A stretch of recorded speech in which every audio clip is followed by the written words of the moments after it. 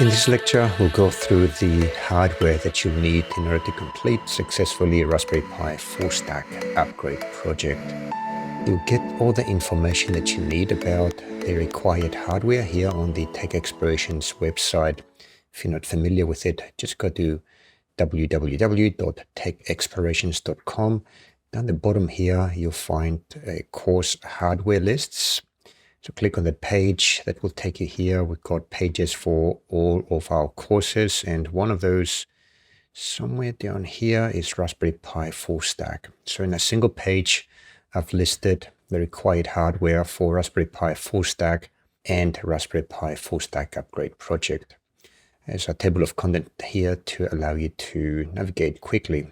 But the idea here is that if you have already completed or working through Raspberry Pi full stack, then you already have almost all of the hardware that you need for Raspberry Pi full stack upgrade project.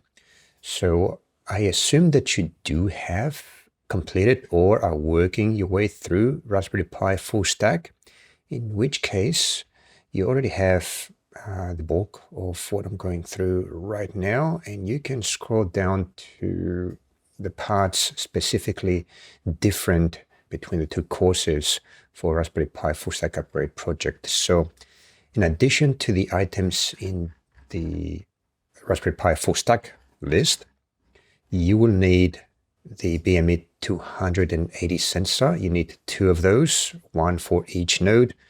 You'll need two HC12 transceiver modules, one for the Raspberry Pi and one for the remote node. You'll need one OLED display.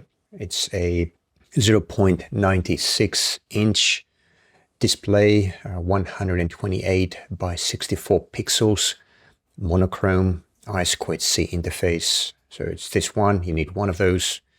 Then in terms of the boards, again, if you have already completed or you're working your way through Raspberry Pi full stack, then you can actually reuse the Raspberry Pi from that course. You don't need to get a new Raspberry Pi. In my case, for the purposes of recording this course, I've used the Raspberry Pi Zero 2W. In the past, I've used a Raspberry Pi Zero, so the original version of the Zero W Raspberry Pi, because we do need the wireless. And I've also tested the Raspberry Pi full stack application with pretty much every Raspberry Pi that has been created, going back to the original Raspberry Pi Model B all the way to Raspberry Pi 2, 3, and 4. So it doesn't really matter which Raspberry Pi you're using, anything pretty much will do as long as it's got wireless, just to make it easier to connect to the internet. Now finally, in terms of the remote node, for the purposes of this course, I'm using the ESP32, just a development kit that I happen to have a lot of in my drawers. You can use any Arduino compatible board that you want, including the Arduino Uno. You can see here in the original course, Raspberry Pi full stack, I used an Arduino Uno. If you are using a board other than the ESP32 development kit, as I am in the course, you will need to make some small modifications in the wiring. You're not going to have to do many or perhaps any modifications on the software side. And those modifications are only required just to make the peripherals and the software work with whichever board you choose to use.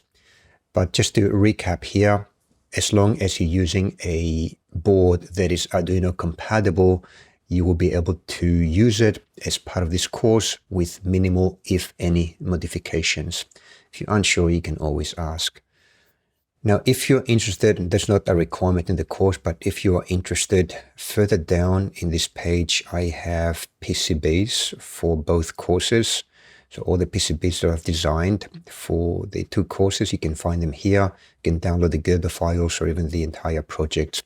So these are the PCBs for the original course, the NRF24 breakout, just to make it easier to use the NRF24 breakout on a breadboard.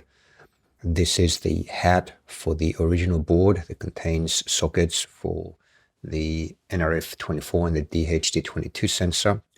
For the Raspberry Pi Full Stack Upgrade Project course, I've designed two new boards. The first one is a hat for the Raspberry Pi, which contains headers for the sensor, the display, and the transceiver. It's also got two push buttons and three programmable LEDs that we can use for various operations.